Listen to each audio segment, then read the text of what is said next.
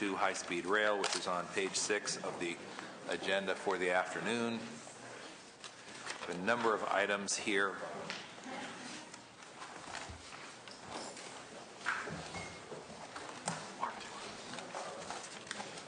And as we look at pages 6, 7, 8, 9,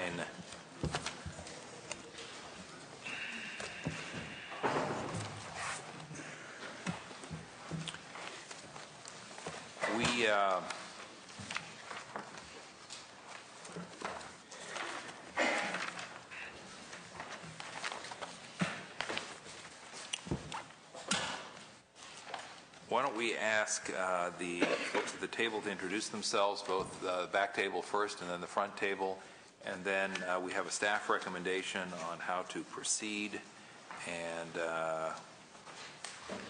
we'll take it from there. We'll have some questions, as you might imagine. So, welcome. Good afternoon, Mr. Chairman, Senators Rulef and Ox, California High Speed Rail. Thank you. And with you today are? Chris Ryan, Chief Deputy Director, High Speed Rail. Great. And Jeff Barker, Deputy Executive Director for High Speed Rail. Okay. And here on the front table? Randy Katz, Department of Finance. Mark Monroe, Department of Finance. And finally, Matt Robinson with the Department of Finance. And seated over here, Eric Thronson with the Legislative Analyst Office.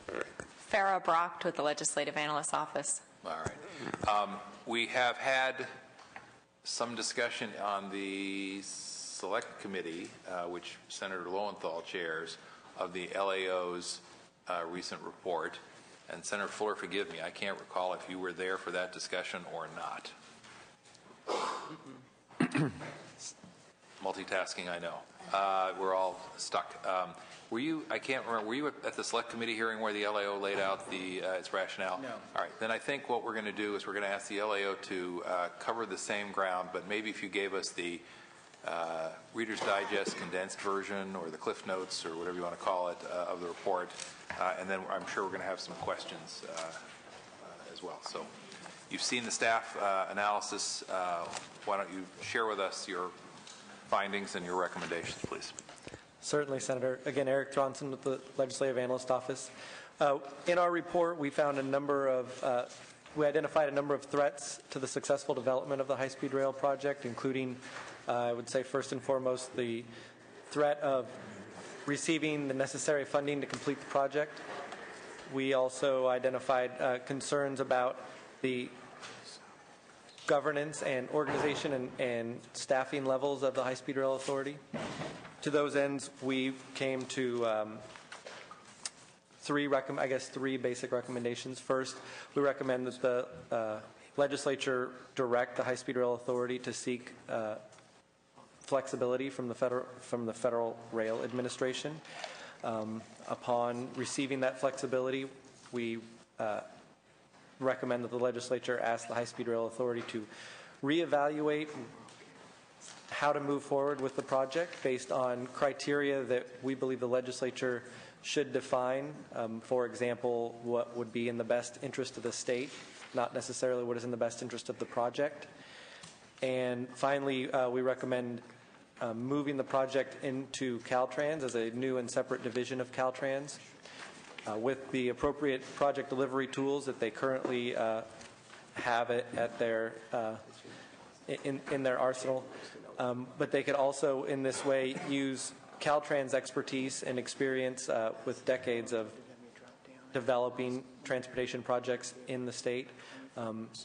Hopefully, you could find a balance that they could realize the best of both worlds. Have the tools necessary, be able to, for example, contract out for the expertise in designing the project, and meanwhile use Caltrans' expertise in right-of-way acquisition, for example, or developing the public support necessary to get the project through the various communities that it's going to impact and be involved with.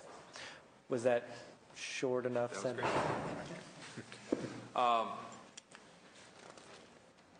If the decision of the legislature was to reduce the funding per your recommendation, what's the process to restore it at a later date?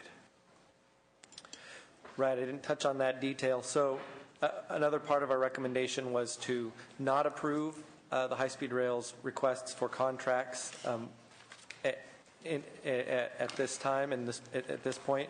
However, give the Department of Finance the ability to augment funding once the reevaluation report is turned in from the high-speed rail. As I had indicated, one of the things that we recommended the legislature require the high-speed rail to do. We believe this is necessary because based on new criteria, we believe that the High-Speed Rail Authority will find the project to be should move forward in a different way. I don't know what that new way would be. That's really the High-Speed Rail Authority's job to come up with that solution.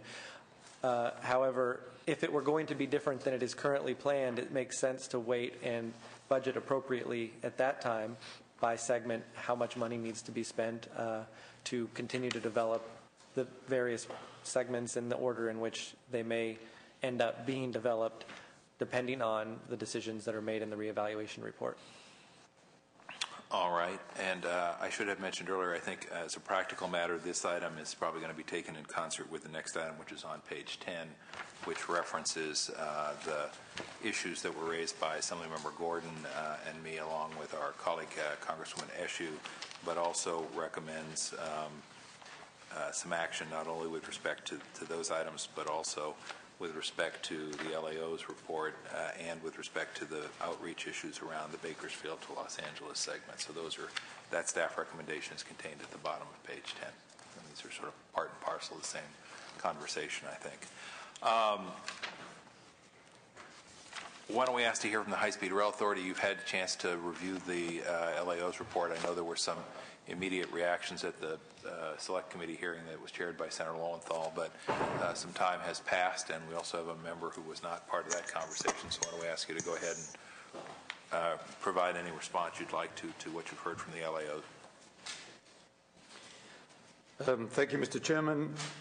If you would like us just to respond again, similar to what we did at the Select Committee, I will do so, and obviously today we're kind of a week later, so we also have feedback from the FRA or DOT, so of course that makes the way forward a little bit more maybe problematic or clearer.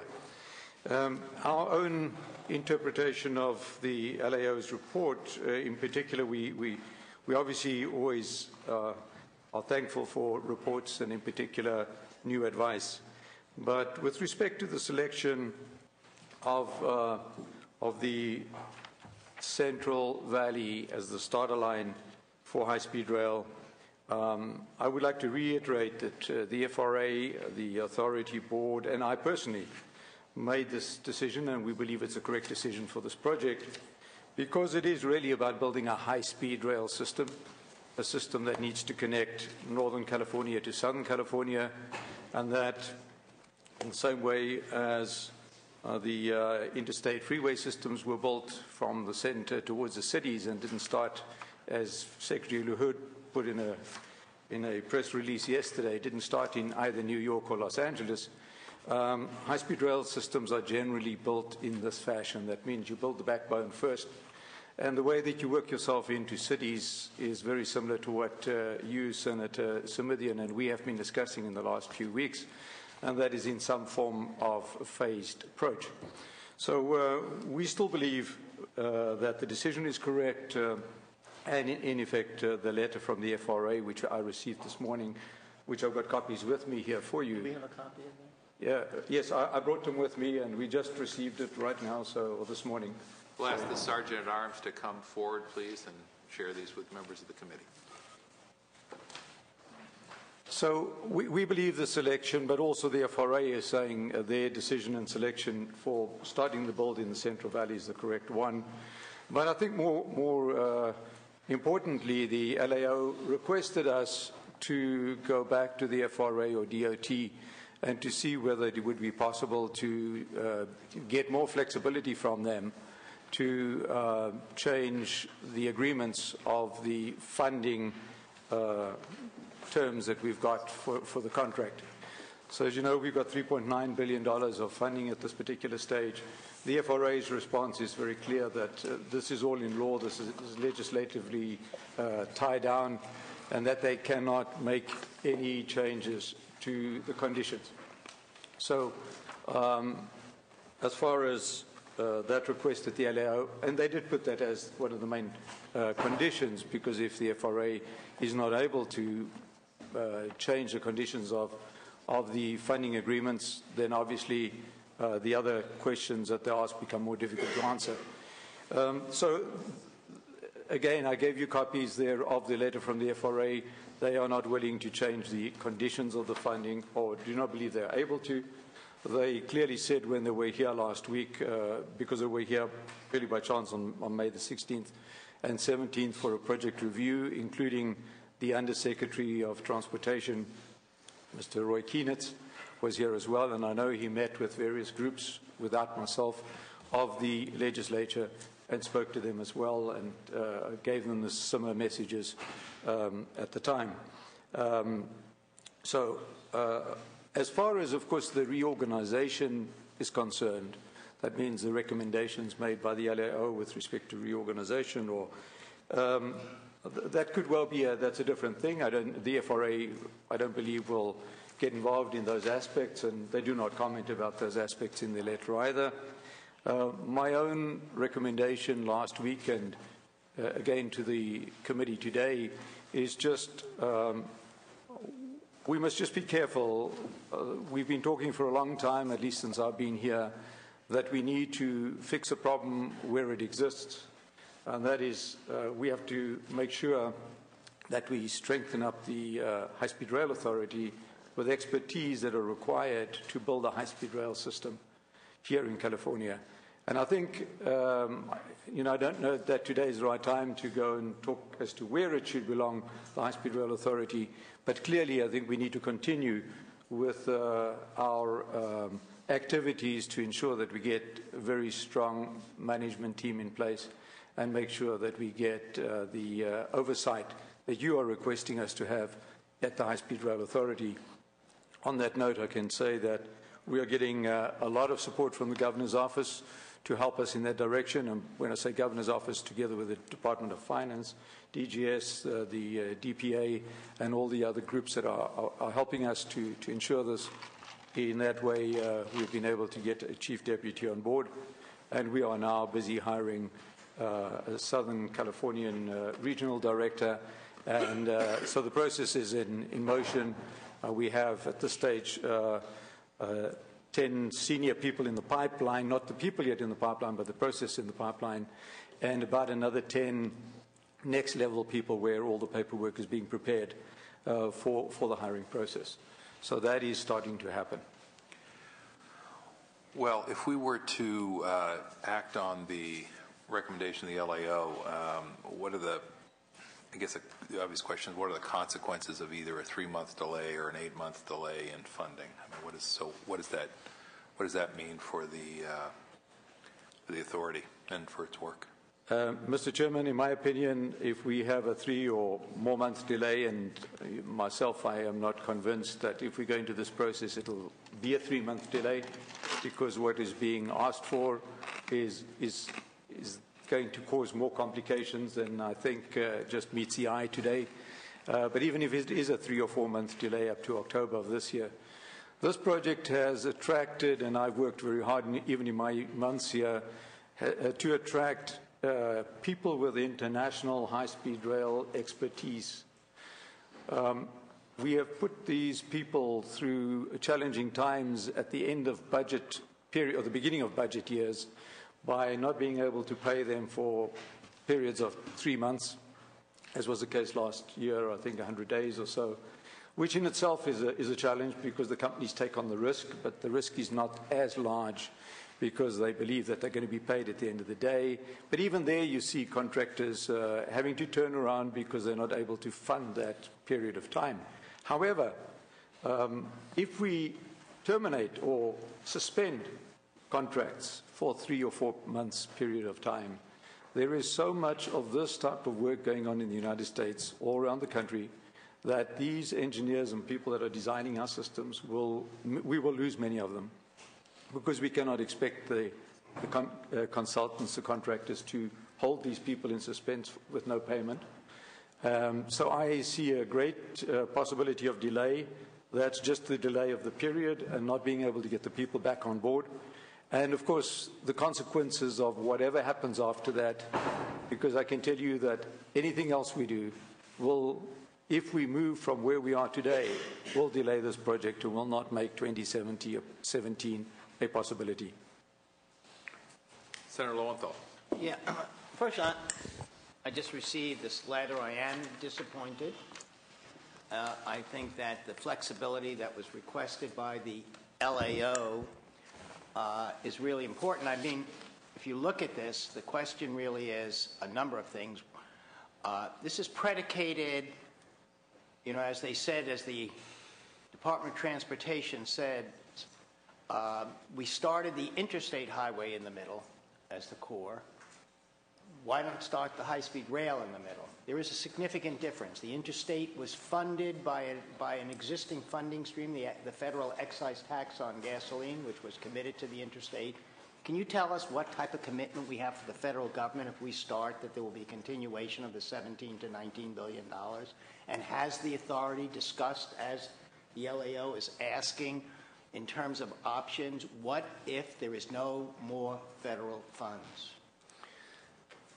So you are aware, but I will repeat the 3.9 billion, as you know, Senator, about a third of what we have put up. Is only a portion thereof. And there is no commitment in place today from the federal government for the balance. Have you discussed that risk? We have discussed that. And what options have you come up with? And there are no options on the table at the moment. You may well be aware that the President has put forward in his budget a 53 billion budget for high-speed rail over a period of 6 years, which would be the first step in the direction of trying to secure long-term 6-year planning for high-speed rail for the nation. And if the Congress does not support that, would we have options?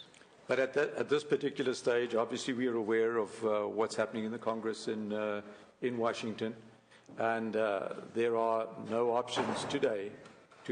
We need federal funds. As I've mentioned, we need federal funds. So personally, I'm optimistic the federal funds will come, but that's my personal optimism. But there is no commitment from the federal government. And especially since the cost of this project keeps increasing from the $33 billion when we voted for the project to 40 some odd billion to now to estimates of $60 billion with no commitment besides the $3 billion from the federal government. Is that not so? And that's really what we're saying. There is real risk involved in this, and we are real concerned about those risks, and we need some assurance that there are options or plans to deal with these risks. Or else we start with someplace and we're stuck. We understand that, and as you know, we are working with the FRA, and I did again this last week work with the FRA, but I do not believe, and it was not part of the business plan that was put forward in 2009 or 2008 either, of the authority that this particular funding would be in place by the time. I'm not saying funding any kind. We don't have any commitments for future. Only the 3.9 billion and the 9 billion from the people of California. And then the other question that I have about so far where we are, just to try to understand, were we not the only state that committed a match? No, we were not the only state Who that else? committed. We were not the only state that that offered a match. But we were the state that offered the maximum match. And obviously the fact that we offered a 50% match at the time, if one reads the letter, obviously had some effect on the evaluation by the FRA or DOT of the funding for California. One shouldn't underestimate that California today has received more than 35% of all the funding. But those other states that were originally awarded that did not ask for a match have subsequently returned those funds. Or Florida, Midwestern states, I think, have also.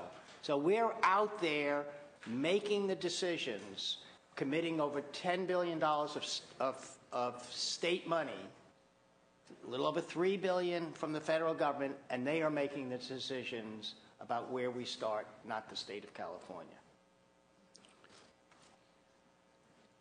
LAO, maybe I'm misreading the body language, but you look like you might like to say something. Yes, thank you, Senator. I just think we just received this letter today from the FRA as well. In fact, we didn't know about it until the Assembly hearing this morning. But since we've been able to read the letter, we really don't believe that this letter says, and with all due respect to Mr. Van Ark, what he is implying it says. In fact, we believe it says it has three main parts. First, it indicates that the ARA funds, there's a deadline for expenditure of ARA funds to be 2017, and we don't dispute that. In fact, we don't recommend attempting to change that. We think that if we spent the ARA funds first, not only, but if we spent the ARA funds first, we could spend them twice as fast, and in that way, we wouldn't have to start the project as quickly as the High-Speed Rail Authority is asking. Second, we agree that a portion of the federal funding, $715 million, did require a 20% match, but the ARA funding did not require a match.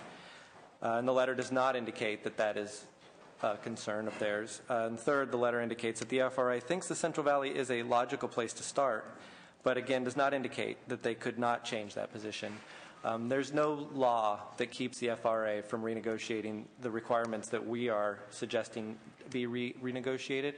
And of course, the FRA is going to say in a letter that they have their requirements the way they have them because that's the way they want them. They're based on the FRA's reasons for funding this project, but they very well may not be the reasons such as what is in the best interest of the state. And that is why we think that requiring the High-Speed Rail Authority to renegotiate these requirements, our report didn't recommend that the high-speed rail do it. We recommended that the legislature tie the funding and say, without these requirements being renegotiated, FRA, we can't move forward with this project. We think that you're putting us in a tenable position as a state. Maybe the FRA would be more interested in renegotiating at that point than they would otherwise asking nicely. Okay, so their view is sometimes these things get more complicated than they have to be. So the federal government's saying it's our money, and if you want it, you have to take it with our strings. And we're saying, gee, we're putting up most of the money, and it's our state, and we seem to be one of the few big players remaining. And so if you're going to give us the money, you should give it to us and let us make the decisions. That's pretty much the nature of the back and forth. Or at least discuss options with them. Okay. Senator Fuller, questions, comments?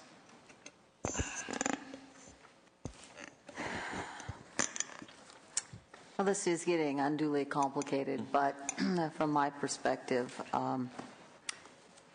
given the letter, given the time constraints, I'm going to listen to what the chair has to say and consider that, but I'm moving rapidly to, I still want an investment plan. I still want all the stuff that we've been asking for. I'm not really interested in moving it to Caltrans and starting over, trying to find new people. I just kind of think we're getting so far down the road now. I do want to acknowledge that there has been outreach to our area, and while I know there's still substantial, it's early for agreement, at least there is substantial outreach. And so that's an improvement for our area. And of course, our area is geared up for the Central Valley to start. We are the area without regional air transportation. We're going to be the area without regional air transportation for a long time, given the situation. So we are in need of this service. But I'm really feeling between a rock and a hard place. I'm really feeling like it is not prudent for me to allow progress to go on without more confirmed plans. I'm not willing to trade horses in midstream. So we'll listen a little bit longer and see what our wise chairs come up with. But right now, I'm not going very far on any of the plans at this point. Well, let me make this observation and then see where the committee is. And I also want to check in a moment and see if there's public testimony before we put a motion on the floor. We have a staff recommendation which is inconsistent with the LAO's recommendation. The staff recommendation is to essentially... Where is this? This is on page 9 of the document, which says that there are some individual budget requests on the following pages which should be considered on their individual merits. And by that, we're talking about the outreach contracts, some staffing issues, some other contracts, and some portion of a Caltrain MOU that's in the mix as well. And what the staff recommendation is, deal with those in a moment, but as to the fundamental issue, the staff recommendation is to adopt the budget bill language, is to go ahead and approve, rather, the funding that is requested and it's contained in the published agenda. This is at the bottom of page 6, essentially. Yeah. Can I get a clarification here from staff? Go ahead. Just push your button. Sure. Yeah, the staff recommendation on page 9 is solely to adopt budget bill language that prohibits the high-speed rail from signing the design-build contracts or purchasing right-of-way in 2011-12, or until such time as the approval is granted by the legislature. So the staff is not making a recommendation. My misunderstanding. Thank you. On the actual funding. Let's ask. Later on, we will go through that item by item. Well, no, the later on items are, I would say, subsets of the larger issue. The remaining 190 million. The 190 million. All right, fair enough. Let me ask the question then of the High-Speed Rail Authority. There's language here about adopting the budget bill language that prohibits the authority from signing design-build contracts or purchasing right-of-way in 2011 and 12, or until such time as approval is granted by the legislature. How does that work from the authority standpoint? Mr. Chairman, in principle, it's close to what we can live with. I just want to explain one thing to you. We did have it with the morning session as well, and that is, as far as design-build contracts are concerned, we will not place design-build contracts during this period of time. They will only be placed in the next budget year. As far as the right-of-way acquisition is concerned, to stay on track and to be able to meet the schedules that we do need to meet, we would have to start right-of-way acquisition the beginning of 2012. That would still mean, as Senator Fuller has already asked for, and that is that your business plans and your funding plans and everything will be available, because they're going to be available in October of this year. And therefore, we did have the recommendation or the request that, once you have received the funding plans, the business plans, and you had the time, and the DOF and everybody had the time to review those, which means at the end of 2011, that if and when we get our rod nods for the alignments, we would then be able to start the procurement of right-of-way in the Central Valley. So what you're saying, excuse me, through the chair, what you're saying then is, on when we get to the budget change proposals and the finance, all the specifics, that you're making this contingent upon that you will be turning in a business plan. And sure. The question to me is, you've turned in business, not you per se, business plans before. They've all been unacceptable. But the turning in of the business plan is not the issue. I expect you to turn in a business plan. The question is will that plan meet the concerns of the legislature, that has ridership numbers that are trusted, that have not been trusted, that tells us what that business model is? We do not know what that business model is, and that has enough information to really satisfy the fact that it's reasonable to go forward. So the question that I have is, if it's not, then what should the legislature do? If that business plan is not acceptable in October that comes in? Because I think you will be turning that in. I don't disagree. Sure. The question to us is that acceptable? Does that meet our needs? And if it doesn't meet the needs, what are the consequences? For me, I would like to stop funding at that moment, if it's not acceptable. Which presumably would be a knowable thing if we had seen the document, because it was turned in on a timely basis in October. And then we had reviewed it, and then if it was not acceptable to the let's say the Joint Legislative Budget Committee, funding would halt. Fair enough. Other comments or questions? The difficulty that I think we're experiencing here is we've got a lot of this broken up into little pieces. So I'm going to try and give my best effort at pulling some of these pieces together. I want to refer members to the, well, let me see. Are there witnesses who want to speak today? Okay. Hold that thought. We've got on page 6, we have what is essentially a summary of the proposed budget. I think that's a fair description.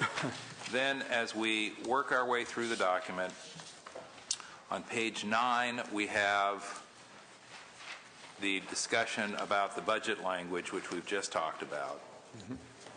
Then going to page 10, we have some staff recommendation to address some of the issues that individual members have raised with trailer bill language. So why don't we ask you to take a look, Mr. Van Ark, at the bottom of page 10 and tell us if you've got any difficulty with anything there, and if the Department of Finance or the LAO wants to chime in, please feel free. Mr. Van Ark, let's start with you. Mr. Chairman, members, no, we do not have a problem with the issues on the bottom of page 10. In fact, on the issues of page 10, if I can talk about the statement Congresswoman Issue, yourself, and Assembly Member Gordon have put out. As you know, we are working together to try and see how we can advance it. I think we have had some good meetings, and some in public, but we've had some better understanding of the way forward. And we, as you know, are also having work done at the moment on the capacity planning or the capacity calculations for the peninsula. And we're also getting some Prop 1A bill language analyzed by the AG's office. And we're on track to do that. And so therefore, I can live with what you've got there. I think the other point, there's a bit of a mixed recommendation, but the other point is the one that Senator Fuller spoke about.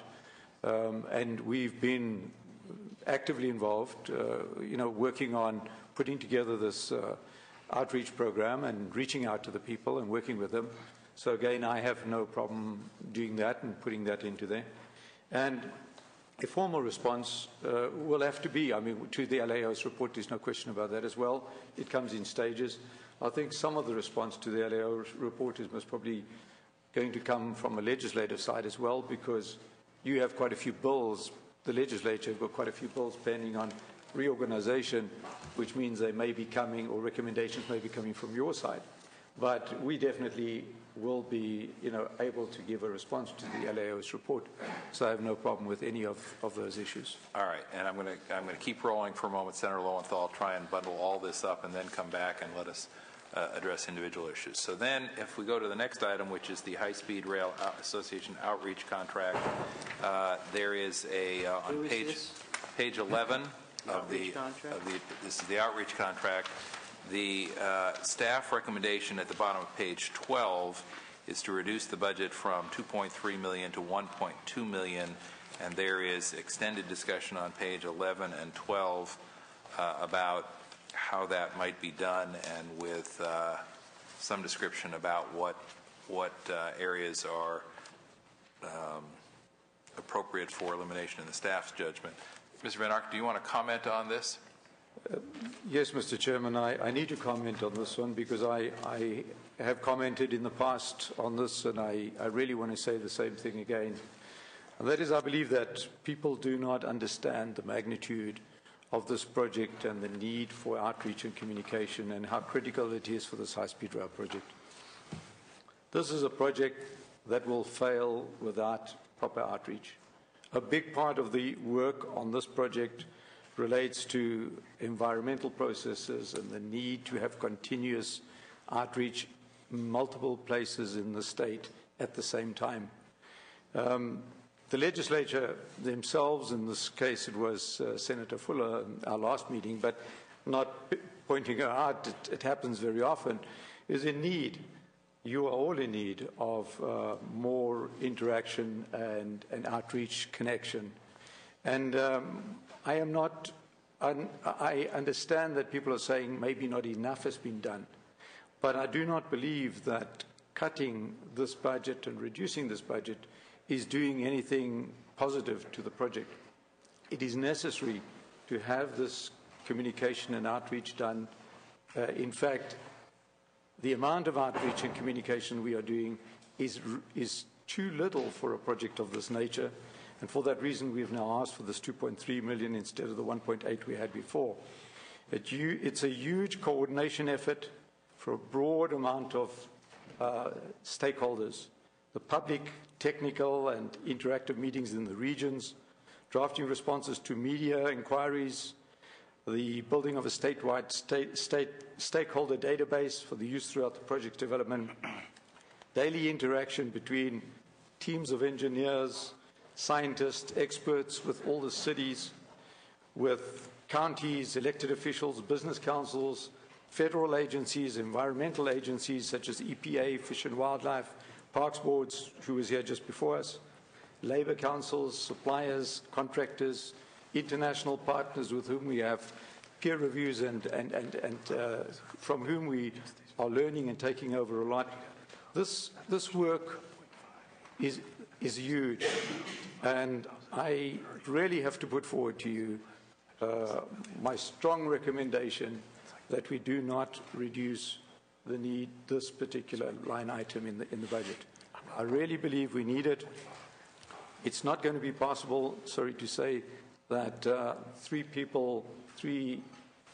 further authority people to replace this support we get. Do not forget that many of these people are people we hire for a convention for one day. We need 20 people, and then a few days later you need a half a head to go to a meeting, for half a day, and then a little later you need, some other people. So there are a lot of splitter heads that add up, that make up this communication. Many of the people that work for us in the communication are local people that we need in the local regions that know the people and help us to communicate this project. So I really recommend that for a project of this magnitude, size and complexity, you know as well as we do that not many people in this state really understand high-speed rail, the complexities of high-speed rail, and it's a huge task to communicate this message out into the market. I strongly recommend to keep this in our budget. Okay. Finance, any comments? Matt Robinson with the Department of Finance. We are opposed to the staff recommendation and support the proposed $2.3 million for the contract that we brought forth in the budget. Thank you. LAO, any comments on this item? We'd just like to say we would 100% agree that outreach is important for a project like this. The more the better, I suppose. I think that you could, and I believe that the staff, we go along with the staff comment, staff recommendation, because we believe that that there's an awful lot of money being spent in this contract that isn't public outreach, and I think that that's kind of the point that the staff is trying to make. We're supportive. Senator Lowenthal, thank you. Yeah, I'd like to talk a little bit, and I'm kind of conflicted about this issue on public outreach. First, Mr. Chair, I want to compliment you. I remember going to that meeting in Palo Alto where there was the public outreach, and the community, almost in unison in Palo Alto, spoke that there may be public outreach, but nobody was listening to the community.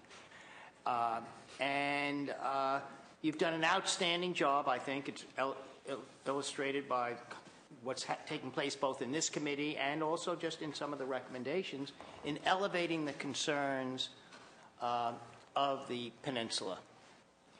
However, I think that, and to disagree somewhat with the senator who's from there, after I have been reading the newspapers and following, I think that the outreach in the Central Valley, while starting, has been abysmal. I think if you read the Hanford, the Sentinel rail meeting, a dud for most attendees, the Fresno Bee, Hanford area residents slam high-speed rail, it just reminds me of what took place in Palo Alto. Well, if Katie Couric ever asks you what you read, we know what the answer is, and Senator. That's the good. Same things that I heard in Palo Alto, I'm hearing in the Central Valley. That the authority claims it's doing outreach, yet verbatim, residents of the area saying they may be holding this, but they did not allow public comment in the meeting. They're saying at some later date that this was was more like a science fair, and residents were up in arms that they were not being listened to. I'm not saying that there's anything wrong with what the high-speed rail in terms of that, but residents are, I'm hearing the same thing in the Central Valley that I heard in the Peninsula, that I heard in Southern California, that you may have outreach, but it's certainly not connecting to residents, and it's not what the press is reporting, and what page after page of residents saying that in the area where people are really concerned about losing their farms, the agricultural center, that nobody is listening to them. And I'm not saying that there's a right or wrong, but I am saying that outreach has got to be one that reaches out and listens to people. And so far, I've not seen one column or one article that, and it took a champion here to finally get the concerns of the Peninsula. I don't know where the champion, maybe Senator Fuller, you're going to have to be the champion to say, you got to listen to me. It's not enough to have meetings. You've got to have, and that maybe get back to your point of how much are you really being funded? But what I understand now is what you're doing is not really done by professional enough that people are really know when they go to a meeting that they're not going to be heard. It just turns off. It may be very complicated understanding the high-speed rail, but I tell you, you make it even more complicated by not having a process by which people feel. And I will tell you, in those meetings, people did not feel listened to. And they're not opponents. They just wanted to be listened to. And so I'm not sure how we work this out, but whatever you're doing, you've got to re-examine and make sure you do a much better job. There's one thing to say we're doing outreach, and there's another thing to say, to have those communities say, well, maybe I really felt listened to. They heard our concerns. And right now, their concerns are not being heard in the Central Valley. And so I don't know how we fund that or not, but what we're doing is not acceptable. All right. We will get to public testimony. I want to try and march through the rest of these items so we have all of them before us. The next item then is the staffing on page 13, and the administration requests a funding increase of $1.4 million and approval of 15 new positions. Mr. Van Ark, would you or your team just very briefly summarize? Well, I did mention, Mr. Chairman, Senators, that we are now in the mode of hiring, fortunately. It's taken 11 of my months, but we are there now. And I mentioned as well that we will now, hopefully today, be announcing our Southern California director. And so the process is working. So what we have still to fill this year is 18 positions. Because we had 19 to fill before we hired Chris next to me.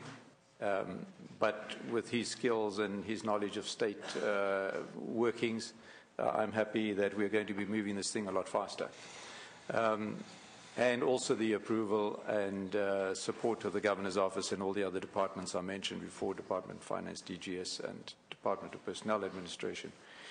What we are asking for in the second year, that means in the budget year we're talking about now, is for only 15. It's already been reduced. We've agreed to a kind of reduction purely because we believe that, time is run and we're not going to be able to make, the hoops and make everything happen too fast. But that we're asking for an additional 15 people, which would bring the total in our authority to about 54 people. I think it's 54 people.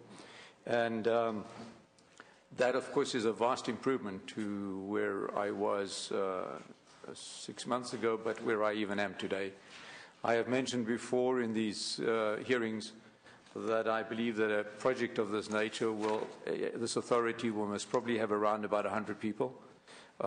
We are only the oversight. We are the oversight agent for this particular project. Other people are going to build it.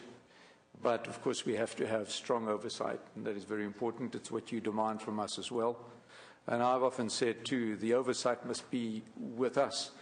Obviously, you need the transparency and the overall oversight, But if we do not have the oversight in the project office, then, or that means in the authority, that means that this project will not go the right way.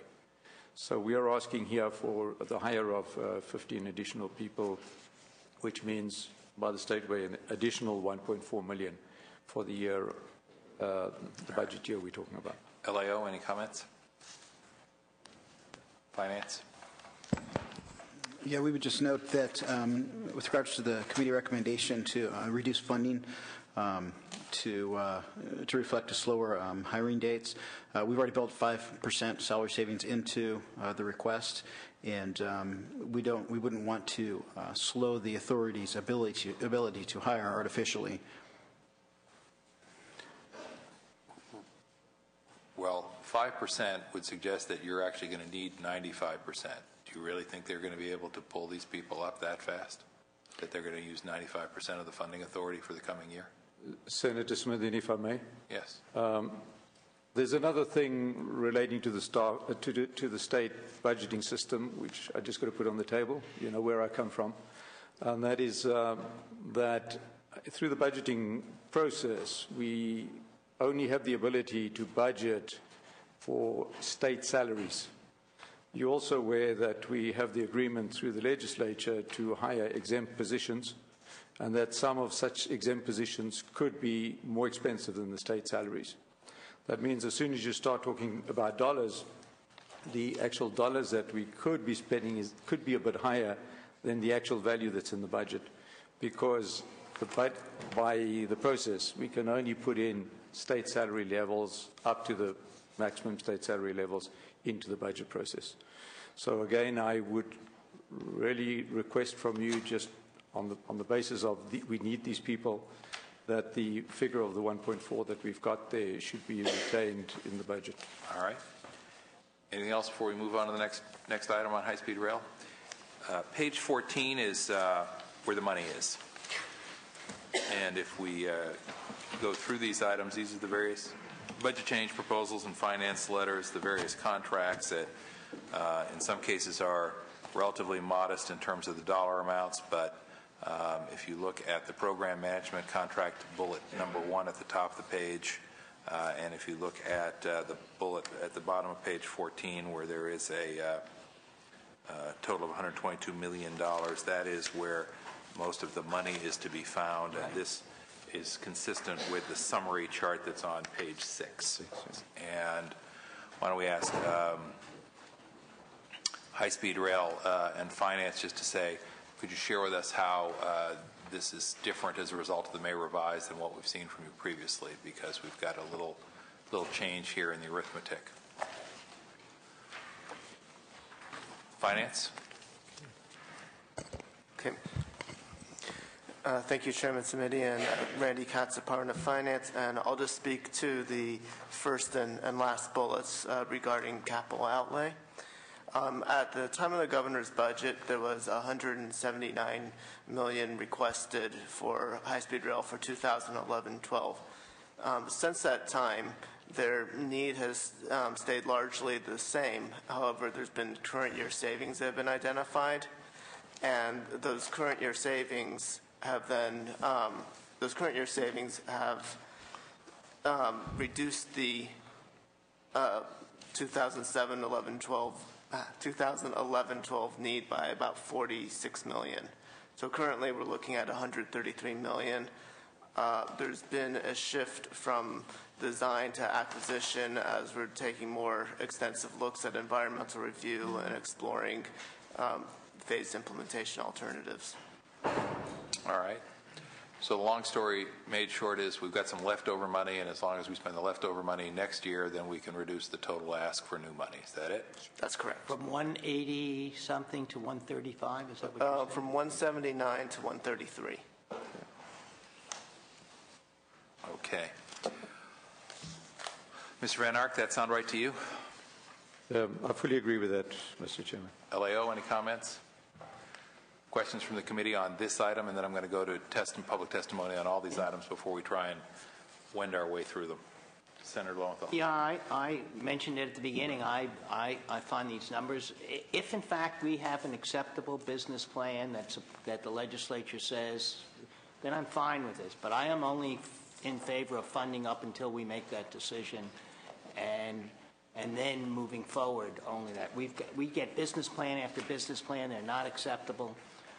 We need some decision making that they are responding to the legislature's needs. And so I would be only in favor of funding half of that amount through January 1, and that the second half be contingent upon, second half of the year be contingent upon the appropriate committees, be it the Joint Legislative Budget Committee or in consultation with the LAO or whatever, to say that the data that they have provided to us is acceptable enough to keep moving forward at this moment. The difficulty, of course, is that when we refer things to the Joint Legislative Budget Committee, that's not the three of us. That's the Joint Legislative Budget Committee. Then I'll do this budget committee. I just want the appropriate, I don't want the appropriate committee to, or committees to be in both houses to be able to say, yes, they have done what they are supposed to do. We feel comfortable funding the rest. When we look to staff, have we used that device before? I think historically we've been limited to the Joint Legislative Budget Committee, and then it falls on members of this committee to communicate with the Joint Legislative Budget Committee if they're either satisfied or not satisfied with the work. But again, no guarantee. Once it's out of this committee's hands, it's out of this committee's hands. So we do have, as I recall, a 25% set aside that is contingent on the satisfactory delivery of work product by mid-October, as you will recall. And who makes that determination? The Joint Legislative Budget Committee makes that determination. I'm just saying 25% is not sufficient. It's 50%. Okay. And if it was 50%, that's your preference then, and that would be. If it gives us 2 months, it says the reports are due by October 1. That gives us until January 1. They are fully funded through January 1. We just check with staff. Is it October 1 or October 15th or 14th? October 14th. October 14th is the date. And then do we have 60 days built in? 60 days. And I think the 60 days was built in because previous years when we went through this exercise, I think we may have only had 30 days, and what happened was we got the information during a holiday, and then all of a sudden it was, and no nefarious plot, just it happened that by the time the material was turned in, it was right in the middle of the holidays, and there wasn't an awful lot of time for a meaningful engagement around it, so 60 days is there. So what you'd like to do is take the 60 days, and leave it in place, but in effect say 50% of the funding is contingent on satisfactory approval at that point. Mr. Van Ark, I'm sure that's not delightful to you. On the other hand, it beats the legislative analyst recommendation, which is to just say no, I think. Legislative analyst? I'd also like to point out that about a third of the funding that they're asking is carried over from 10-11. So it isn't just 50% that they'd have. If you approve 50% of the 11-12 budget, they would have 50% of the 133 plus the 46 million. So I mean, that gives them an awful lot of wiggle room. So your point is that if we were to pursue the Lowenthal approach, that it should be 50% of the total for the budget, not total of the new money. No, I'm not suggesting that. I'm suggesting that what I believe Mr. Van Ark is going to say next is, well, if we make the money contingent, then we'll lose consultants. And what I would like to say is that there's more money there than what is identified in the budget, and so therefore that argument may not have as much standing as it may have had in past years. I see. So I misunderstood what you're saying. What you're saying is that if you're the mind reader that we hope you are about Mr. Van Ark's comments, that if we said that the Lowenthal proposal would be 50% of the new money being contingent, but 50% of the new money plus 100% of the old money is actually quite a bit of money and should obviate the concern that Mr. Van Ark might be about to raise if we'd only let him get a word in edgewise. Is that where we are? Okay. Mr. Van Ark, would you like to be in this conversation since you seem to be in the center of it? I think with that cleared, I will stand back.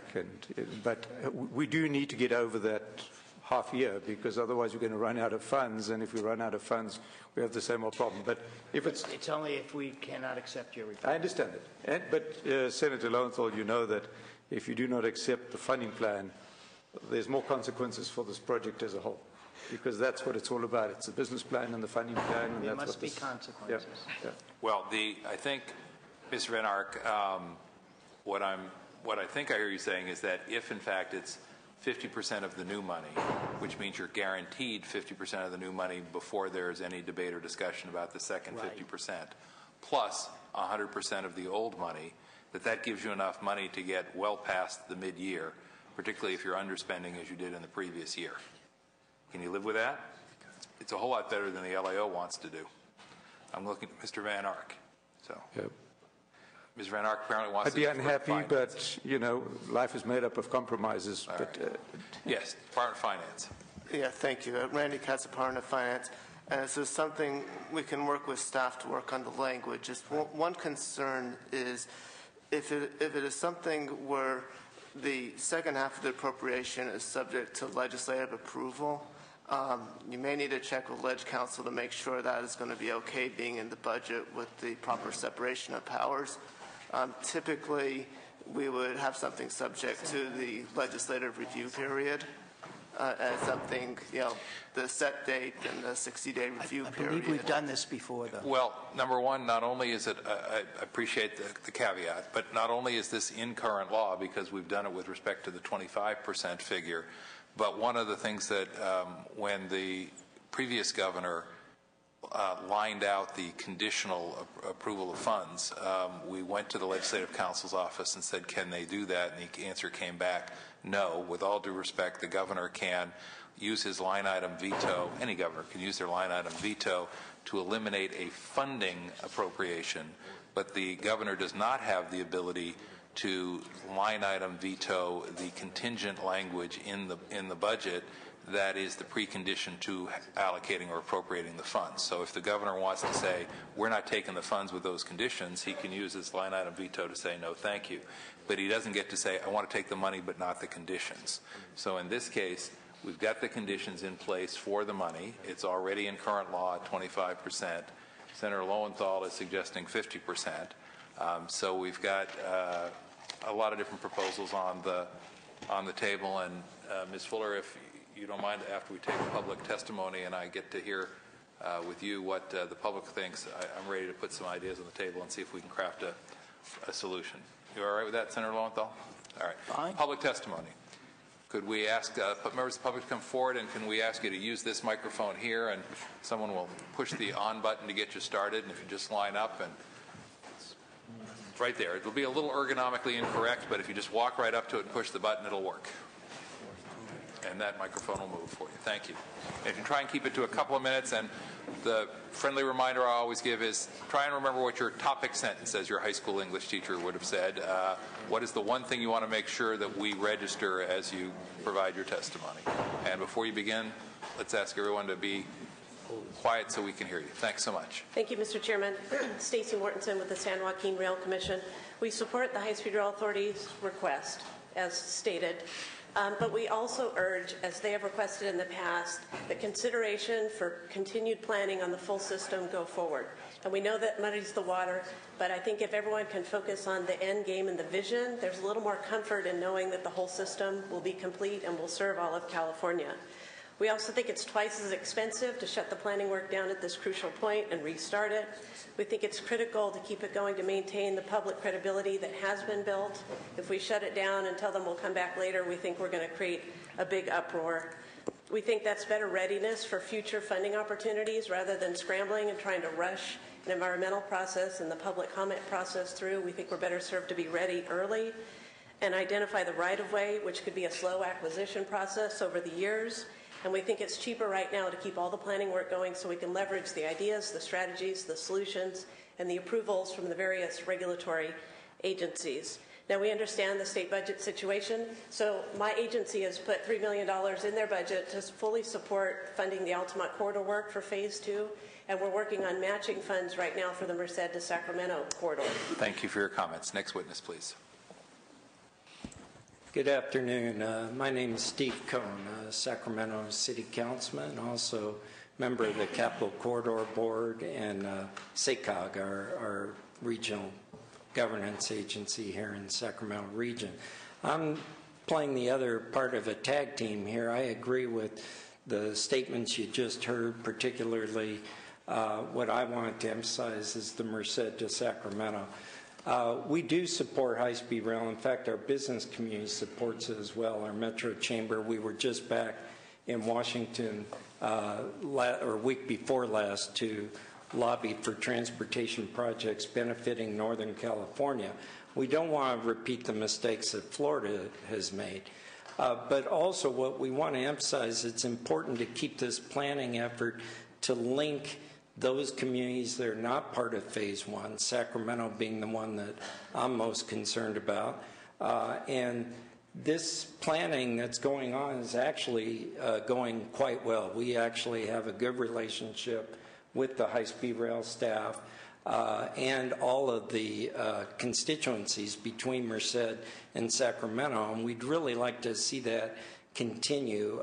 It's not a large amount that we're asking, roughly $2 million for the Merced to Sacramento portion, and we will be happy to work with you in whatever way we can to keep that going. Our communities actually are very excited about trying to bring the benefits of high-speed rail to the Central Valley and to Northern California in particular. Thank you. Next witness. Welcome. Assemblymember Galgiani, and I just wanted to point out, I think it was a real shame that the LAO report did not provide any information at all whatsoever about the FRA process. It was a 2-year process by which the state of California submitted pre-applications in June of 2009, and this body, as well as the rest of the legislature, should have been made aware of what that process was. There were many entities that were included and consulted during that time, and nowhere at all was that touched on, and I think that that's a real disservice to this body as you go forward to make decisions about how to fund the authority. Thank you. Thank you. Next witness. Mark Smith on behalf of the American Council of Engineering Companies of California. I have a couple different topics which you touched on, which I'd like to make some comment on. First, we talked about governance realignment, and I'd like to go on record and state that our organization is particularly interested in the realignment proposals in the Lowenthal and Galgiani bill that talk about realignment of the authority under the Business, Transportation, and Housing Agency. We think that that's a good framework for starting a discussion. We look forward to continuing to have that dialogue with members of the Senate and the Assembly. On the budget issue, we are supportive of the governor's proposed budget for this project. An additional question that wasn't totally clarified to me sitting in the audience back there, but and I think needs some additional framework, is what are the conditions that would have to be met in order for the additional 25 or 50% of the budget to be approved at a later point in time? Is that simply the submission of a plan? Is that the decision of whoever the committee is, that they approve the plan, that they even like the plan? I think that needs a little more discussion and needs some development. On the right-of-way acquisition, we agree with the previous comments made by previous speakers. That is an important and critical function. There's already been some discussion about the utilization of Caltrans right-of-way folks, and the reality is that discussion has led to they don't have the resources, but it is a critical path forward for the planning and implementation of the project, and we would encourage you to allow the authority to have the flexibility to do right-of-way work when they deem it is necessary at the appropriate time. And finally, I'll finish on the outreach comments. We heard in the Assembly Committee this morning, and Senator Simitian, I've heard from your constituents on the peninsula that outreach is a problem. We would agree with that. We suggest that you fully fund outreach in order to allow the citizens. Arguably, you have 37 million stakeholders in this project. This is not a local project. The funding is necessary. I have one specific comment to make in regards to... Please wrap up your remarks. Sure. Federal outreach is critically necessary. You talked about the importance of securing additional federal funding. Having a presence there in order to urge the continued funding is critical, and the staff recommendation specifically vetoes that particular type of outreach. Thank you for your comments. Next witness. And folks, do try and tighten it up, please. Sure. Emily Resch, State Director of CalPERG. We've been outspoken supporters for high-speed rail. We think it makes a lot of sense for California's future because of the population growth that we have, especially in the Central Valley, which is growing even faster than the rest of the state. And as such, we support the governor's May revision of the budget. My topic sentence would be that I'd be concerned that delay would actually increase the costs more to this project down the road. So basically what we're advocating for is a budget that allows the engineering work and other processes to move forward as planned so that we don't actually add to the cost of this project down the road. I think Central Valley makes a lot of sense as a place to start as a backbone of this project. If we are connecting Northern and Southern California, as this project plans to do, it makes a lot of sense to be there and start there. And so with that, I'll close. Thank you. Mr. Chairman, members, Mark Watts. I'm here today on behalf of Sacramento Regional Transit District. They're working on a large collaborative. The first two speakers alluded to this. We're very interested in ensuring that there is preliminary engineering funding and environmental review funding provided in the last bullet on page 14 to continue the efforts that we have underway. So thank you very much. Thank you for your comments. Next witness. Hi, my name is Paul Herman. I'm a student at Fresno City College in the Central Valley. On public outreach specifically, I've attended multiple meetings and have been very pleased with what I've seen from the authority. They have answered all my questions in person and my public comments I put with the authority. They responded promptly in an email to me personally written about my concerns, as well as that the authority have made changes to the alignment considering what the public has wanted, specifically in Fresno, bringing the alignment from elevated to an at-grade solution, which works best for us in the Fresno area, as well as changes for the ag community as well in Hanford, making changes to that alignment. So the charge that the authority is not listening to the public or is not doing a very good job is, in my opinion, completely wrong. And thank you. Thank you. Next witness, please.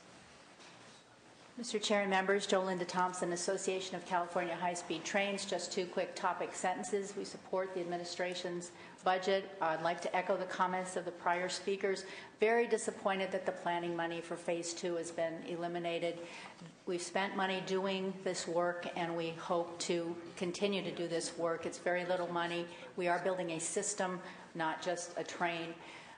Second point, I represent the people who go to work every day, try to draw the lines for the plans, try to dig the holes. They worry about delay. I get phone calls all the time. We are on an aggressive schedule. Jo Linda, can you tell us what's going on? I try my best. It's difficult to give them some sense of security, some sense that they will have a job, that they will have work. Right now, you've got people that have built UK projects, Korean projects, Taiwan projects, China. They have experience. I just would hate to lose these folks, and I am concerned about that.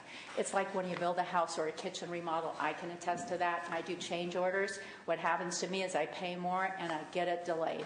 And that's which is a very compelling expensive. argument for why we need to make sure that it's designed right from the start so that we don't go through that process, or worse still, discover that we're committed to putting good money after bad. I understand where you're coming from. I hope you understand where these guys are coming from. Yeah. Thanks. Thank you. Next witness, please. Chairman, members, thank you. I just had a comment about the budget that you're proposing in terms of splitting it and having another round in January.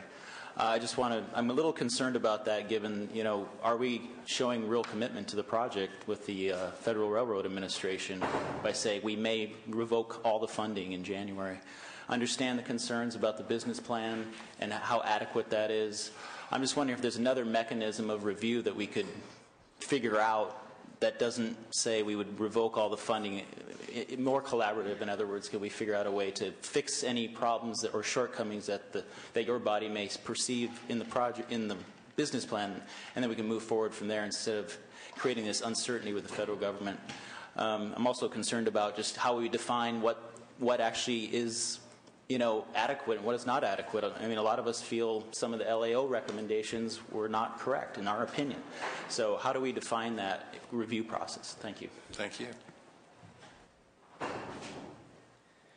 Thank you, Mr. Chair, members of the committee. Jeremy Smith here on behalf of the State Building and Construction Trades Council. I wanted to pick up on the last speaker's last point and say to Senator Lowenthal specifically, a couple of the points you raised about the federal government telling us what to do, whether we like that.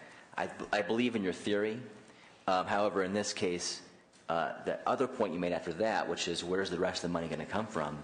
If we don't listen to the federal government, they may not give us any more money. So I think that I agree with your point, but if we don't do the others, it goes both ways. Secondly, I just want to say again, and what hasn't been said yet today, the Legislative Analyst's Office did not consult with the High-Speed Rail Authority for their report. Now, I'm not saying that means you throw the whole report out, but I believe it's not a fatal flaw, it's a glaring omission in that report.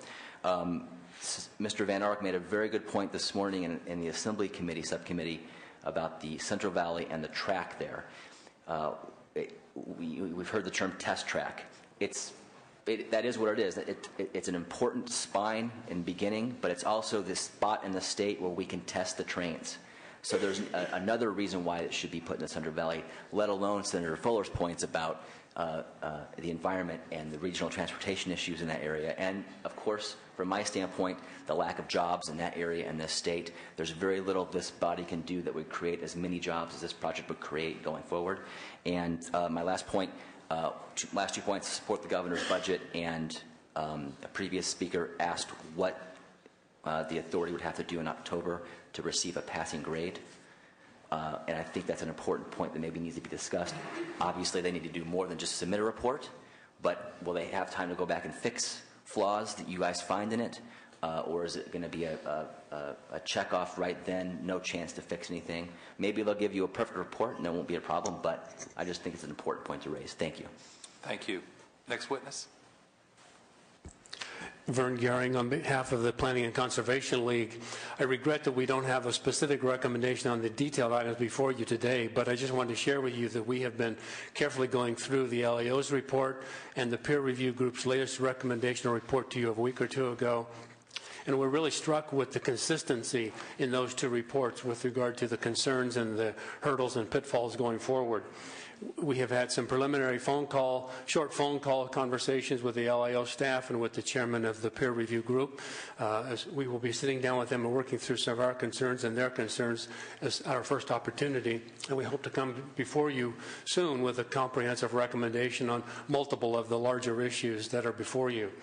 I want to just point out for you, remind you today that both of those reports to you just recently cautioned you that the High-Speed Rail Authority is moving very rapidly on a path that will close options to us in the future. So I just want to remind you of that caution with regard to moving forward with speed. Thank you. Thank you. Any other witnesses? Okay, folks, thank you very much. Members, I'm going to offer a couple comments in a minute about how we might proceed and see if there's a consensus, and if not a consensus, at least a simple majority to take action here today. But I can't help but respond to some of the comments from members of the public. You know,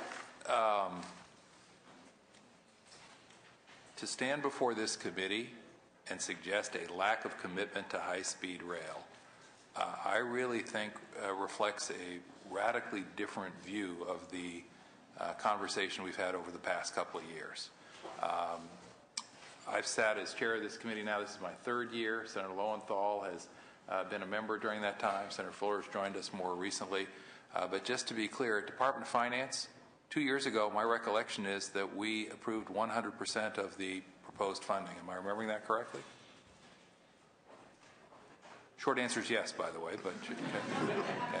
And then last year, my recollection is that we approved 100% of the proposed funding.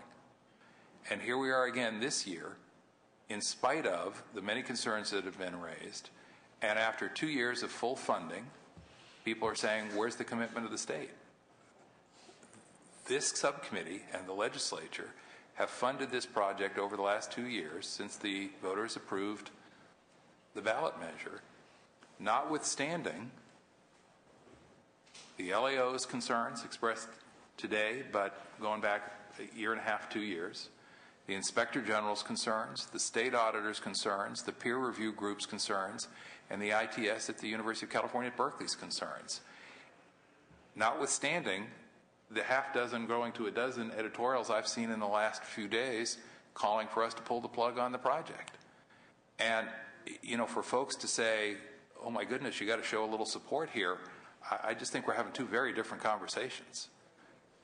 At some point, I'd like those same folks to turn their time and attention to getting the High-Speed Rail Authority to deliver a work product that made it a little easier for us to show support.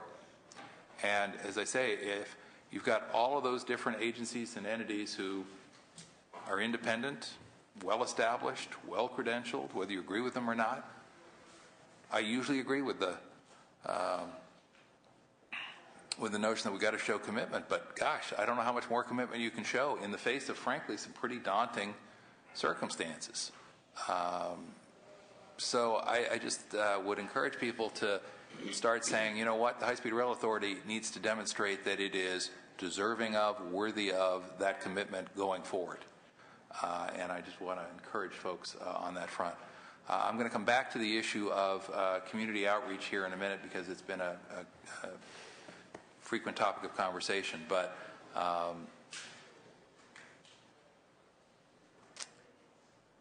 I was very clear with my constituents when 500 of them showed up for the meeting that Senator Lowenthal referenced that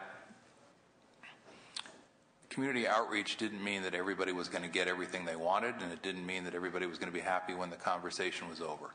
But it did mean that people were going to be listened to, and that their legitimate concerns about the impact of the project on their city, their neighborhood, their home, or their business would be heard and responded to.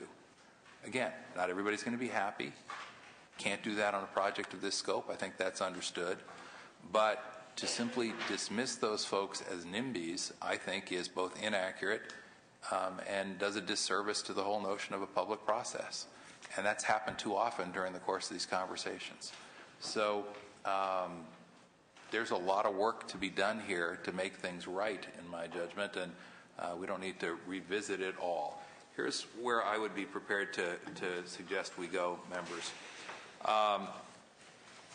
While I think there is much in the LAO's recent report that bears scrutiny, I would rather that we ask for the High-Speed Rail Authority to come back and provide us with a report in mid-October along with the other items. So I am prepared to support the funding that is described in summary form on page 6, and that is, for the most part, detailed in terms of other contracts on page 14. And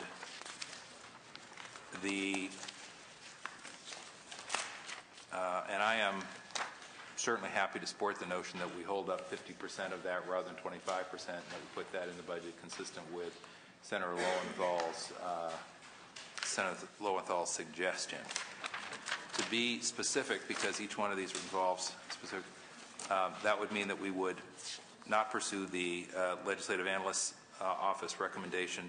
We would adopt budget bill language that prohibits the High-Speed Rail Authority from signing design-build contracts for 2011-12, and to your point, Mr. Van Ark, or purchasing right-of-way in 2011. That gives you the flexibility after January 1st, 2012, which you asked for.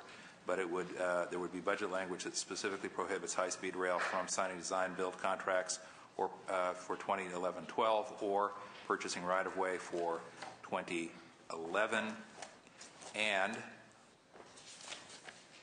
then looking at the language on the bottom of page 10, approving trailer bill language to add the following elements to the October 14th, 2011 report package.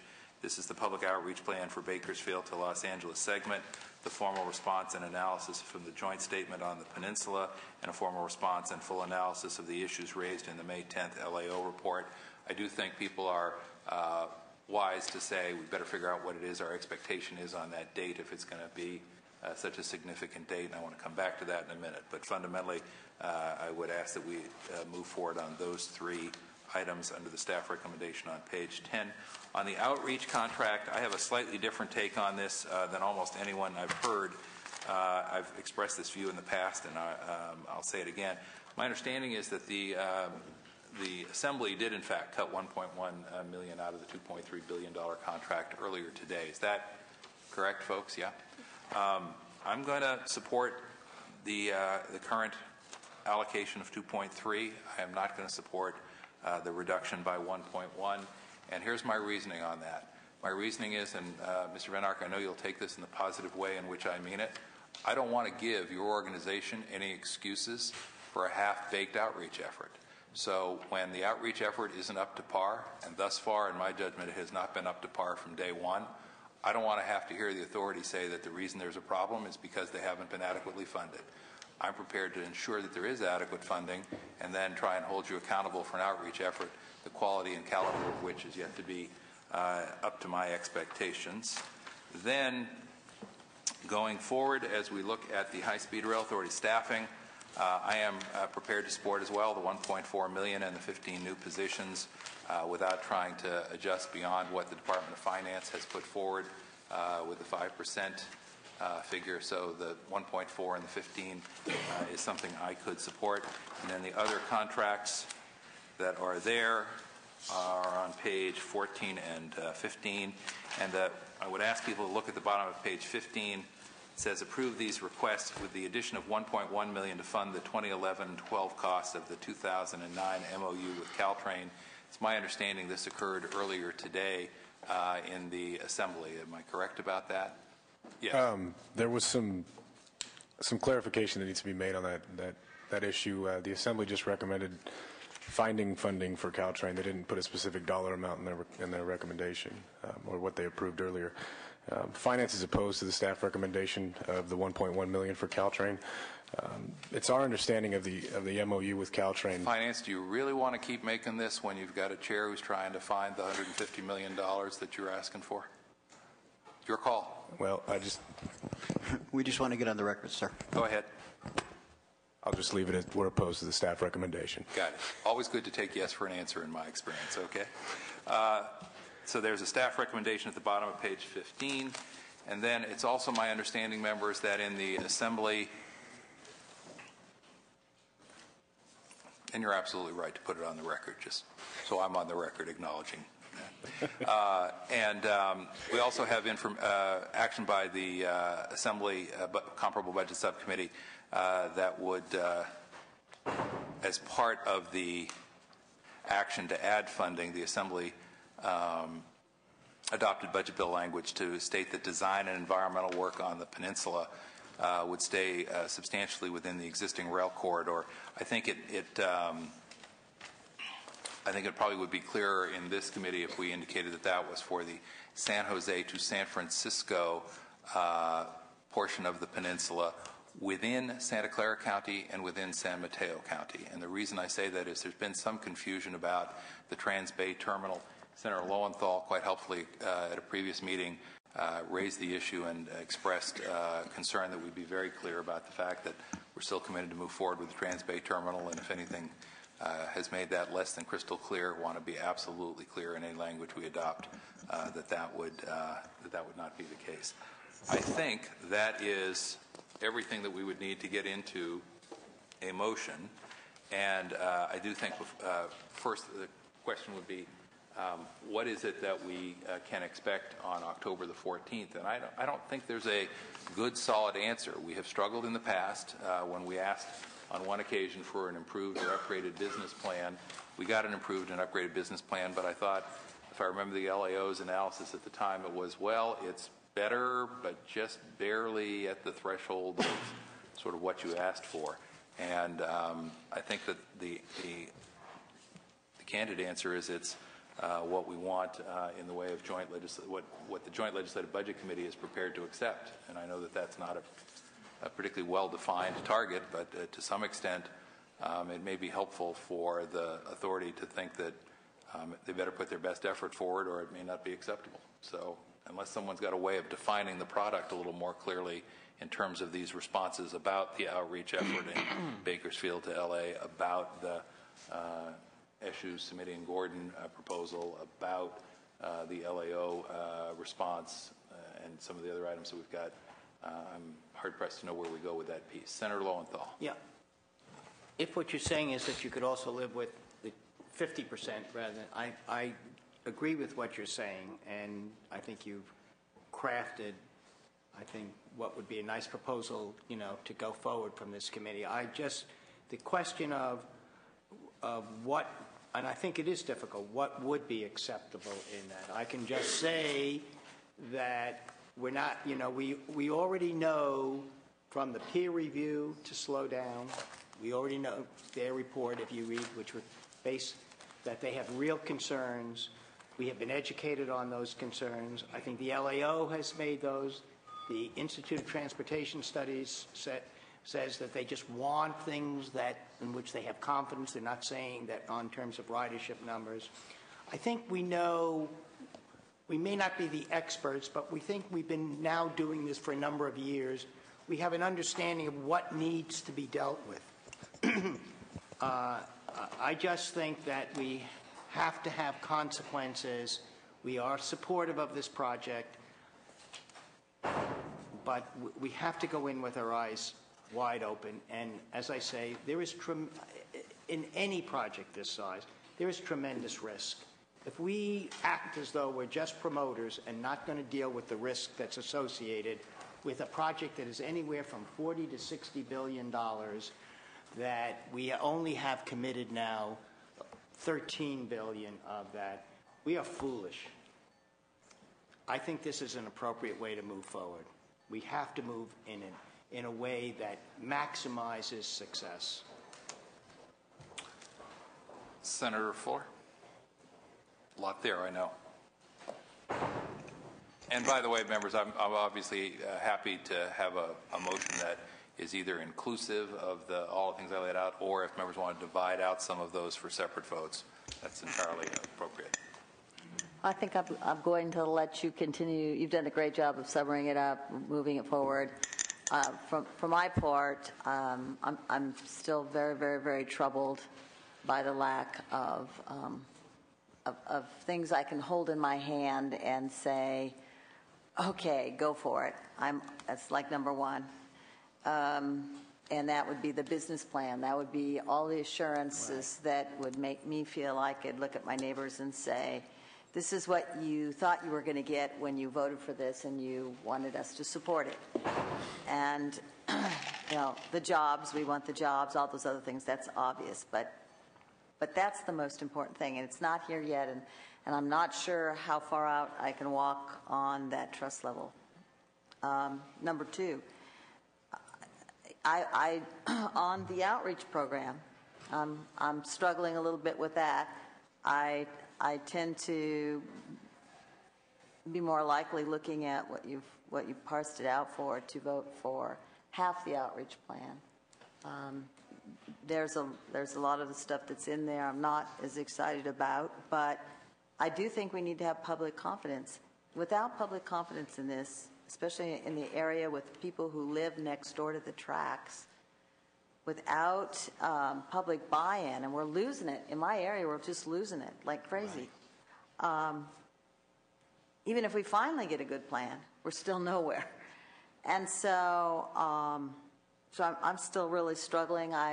My inclination is to give only enough to get us to the next point. And that's what we're doing.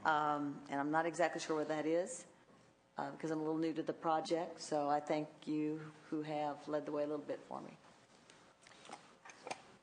Any other comments? Senator Lowenthal? I would make a motion to include all the parts that you have stated. I concur. I think it really does reflect that we're being responsible. We are funding this, but we are doing what Senator Fuller says. We are only going as far, as the next step. And I think we're not being quite as we're not stopping it as much as the LAO, but yet we're not giving a carte blanche. And so I would support, where we're going. All right. Senator Lowenthal has made the motion. I am going to repeat the elements of the motion, as painful and tedious as that is, just because I think it is important to get it all just right. Senator Fuller, question I would ask for you, given your comments, is are you prepared to vote on the motion as a whole, or would you like us to divide the motion in some way? I hate to complicate it, but I guess the part I feel I can vote for right now is the outreach part. If we pull that out, I will vote for that. The other stuff I'm still pretty uncertain about. All right. Then what I'm going to do is I'm going to ask Senator Lowenthal if he, without objection, will amend his motion to be everything that I detailed earlier except for the outreach portion. that dealt with the contract That was with the Ogilvy. $2.3 million. All right. So everything but the $2.3 million. All right, good. All right, then the motion, as I understand it, Senator, and I'm going to ask staff to keep me on it here, is to approve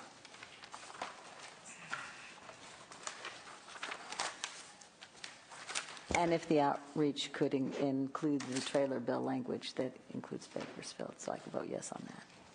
Yeah, all your trailer bill language. that will be in a separate item, I think, so I think you'll have a chance to vote aye on that. I see what you're saying. So you're anticipating a no vote on some. Well, let's see how we go. Senator Fuller, if you would look at the bottom of page 10. Are those bottom of page 10 in the agenda? There are 3 items. Trailer bill language regarding the public outreach plan, formal. Are you okay with all 3 of those items? And I gather that you are going to support the full 2.3 in outreach, yes? Then if I could ask Senator Lowenthal to pull the items from page 10 out of his motion, which is budget trailer bill language, we'll take that up as a separate item as well. So moved. All right, so we're going to do that. So what does that leave for the main motion? And the answer is, it leaves on the bottom of page 9 budget bill language that prohibits the High-Speed Rail Authority from signing design build contracts in 2011 and 12. Or purchasing right-of-way. Or purchasing right-of-way in 2011, and that is different than the staff recommendation. And or until such time as approval is granted by the legislature. So that would be part of the motion. Then going to the staffing issues, it includes the $1.4 million and the approval of 15 new positions.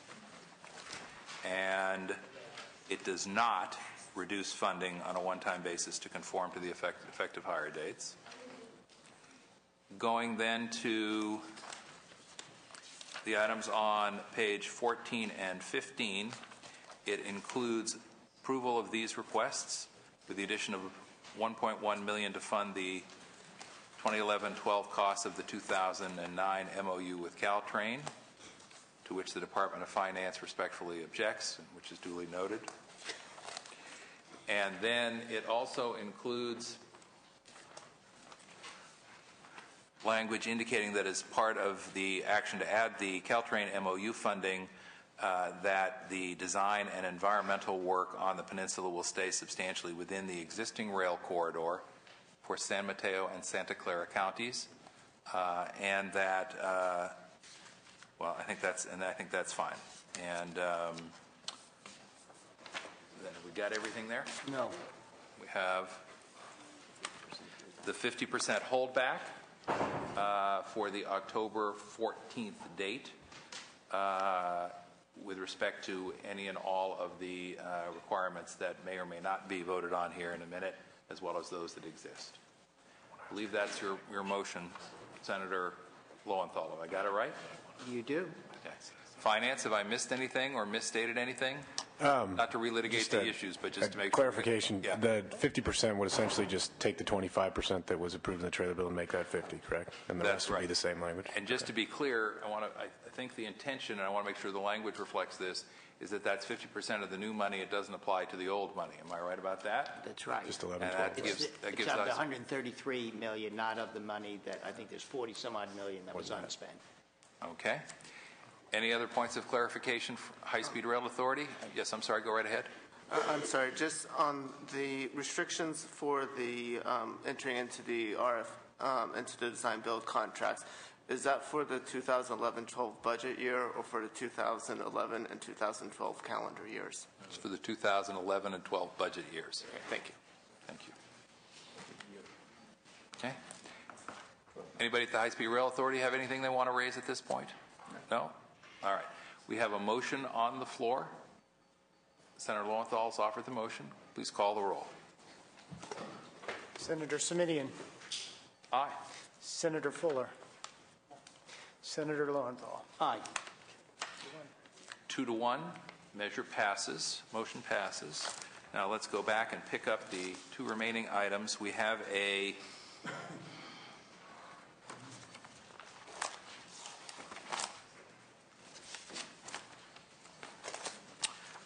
set of staff recommendations on the bottom of page 10, which are to approve trailer bill language to add the following elements to the October 14th, 2011 reporting package. They've been listed 2 or 3 times. We have a motion to approve. Motion by Fuller. Any further discussion? Call the roll. Senator Simitian. Aye. Senator Fuller. Senator Lowenthal. Aye. Motion carries 3-0. That takes us to the outreach contracts, which is at page 11 and 12. The staff recommendation was to reduce budget funding from $2.3 million to $1.2 million. Chair is asking for a motion at the $2.3 million level. We have a motion by Fuller. I would just like to, you know, and I don't know if this fits into the motion or not, but, and I realize that outreach has a variety of issues. One is that we're going to be supporting federal outreach, I think, regional outreach.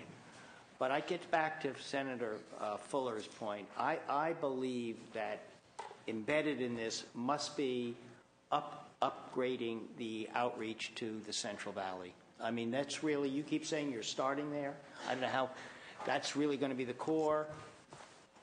You must have buy-in from the community. They must be heard. They are not being heard. I do not know how to phrase that, but I want to see an emphasis on on upgrading outreach to the Central Valley. That would definitely be included in my motion. Yes.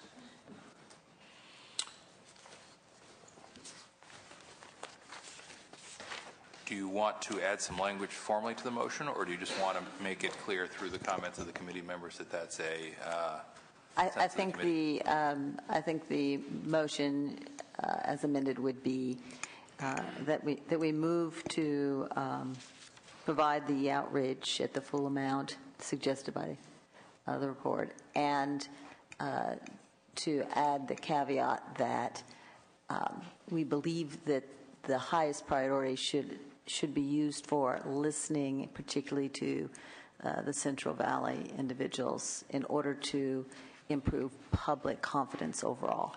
Ms. Fuller, let me see if I can parse the language a little bit with you here in real time. I think you've got the rest of the state that's going to be a little unhappy if they suddenly discover that they're not the highest priority. But I do think it would be something I could support to say the full funding level at $2.3 million with specific direction to the authority to step up its outreach efforts in the Central Valley, commensurate with the need, given the fact that it is the starting point for the project. And I think that both reflects the sort of the immediacy of the need and the reality that this is the place where people are talking about putting some steel in the ground, while leaving the other parts of the state feeling like they're still appropriately attended to. Does that work for you? Excellent. Thank you. Then I believe the motion is on the floor, and the motion was offered by Senator Fuller. Any further debate or discussion? Call the roll. Senator Simitian. Aye. Senator Fuller. Aye. Senator Lowenthal. Aye. 3-0, motion passes. I think that's it for high-speed rail. I need to go to the restroom. Okay. We're going to take a 10-minute break, folks, until 4:30.